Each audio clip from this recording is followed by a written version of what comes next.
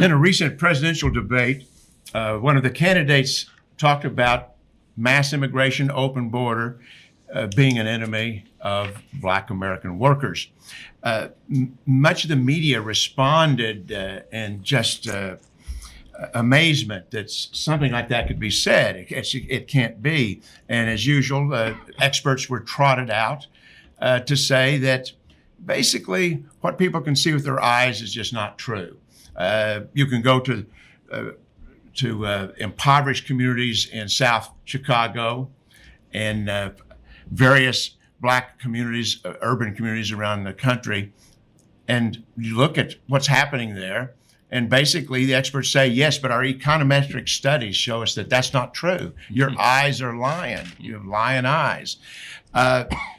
This has been going on for decades in terms of ignoring what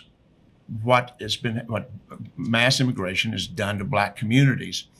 And one of the big lies is that low immigration does not help Black communities.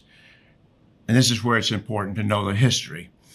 We do have some, I think, an increasing number of people who actually are changing their mind, coming out and speaking. Sir Angus Deaton, a Nobel Prize winning economist at Princeton, after a lifetime of referring to econometric studies and saying mass immigration is good for a lot of people and it has relatively small harm. He's come out and said, I changed my mind, I'm wrong. I'm busy looking at these econometric models instead of what you can see with your eyes. And he said historians have a better idea about what immigration does than does these high-level econometric studies. So it's important. We don't have to guess what would happen if we would lower immigration.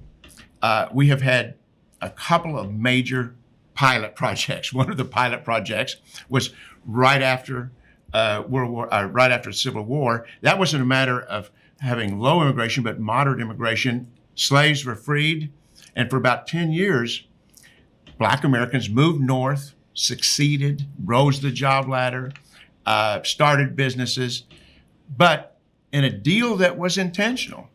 In 1880, mass immigration was created in a whole new level. Of course, Reconstruction ended. The troops were pulled out of the South after 1876. And we went through a period of about 40 years of mass immigration in which not only did Blacks cease being able to move out of the South to go to jobs in the North, but Blacks in the North had to move back South. So that brings us to World War I. And I'll quickly just mention that World War I, Congress didn't save Black Americans on this, but I guess you could say the Germany and Italy did.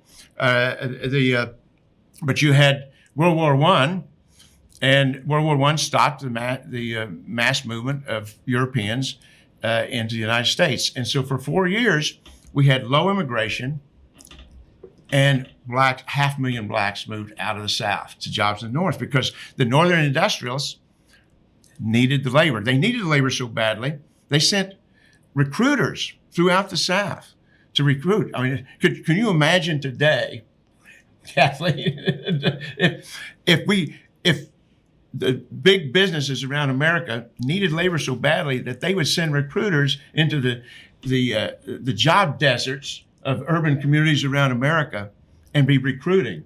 But they don't need to recruit now because our government provides them with foreign workers. Now, World War I ended, thankfully, but high immigration began again. And in 1923, just to remind you, in 1923, we still had about 90% of the descendants of American slavery still lived in the states of the Confederacy. And let's not sugarcoat it. At that time, this was an apartheid system, a legal apartheid system, in which most of the local governments turned a blind eye to vigilantism, to lynching. That most people lived and worked in poverty, and they couldn't leave because there was no place to go to. But in 1924, Congress passed an immigration act that slashed immigration numbers. And for the next 40 years, we saw an amazing transformation of the African American population. We know what low immigration will do because we have the history of 1924 to 1965. It ended in 1965 because Congress started a new immigration program. They repassed mass immigration. More about that probably at another point. But the main point here that I would make about our history is that we don't have to guess. We don't have to do econometric studies.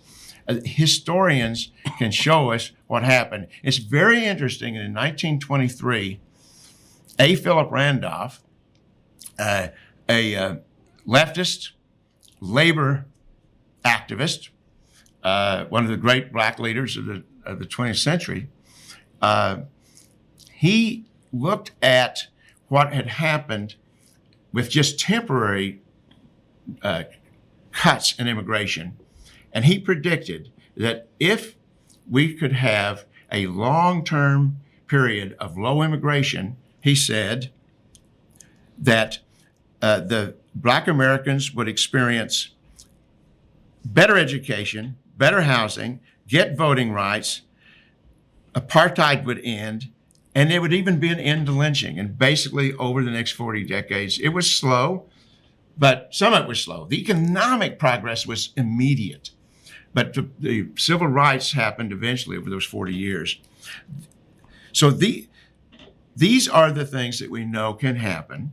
Barbara Jordan came along, headed a commission in the 1990s, and that commission basically came up with a plan that was very, very similar to what black editors were calling for in the late teens and the 1920s.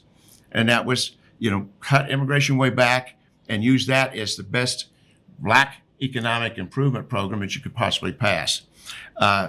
Unfortunately, Congress turned its back to that, and we're still in the situation right now that, in a sense, it's not the same as 1923, but I tell you, or I could say in early 1924, but in 2024, in many black urban communities around the country, the prospects are about as dire as they were 100 years ago. And mass immigration is a major reason for that.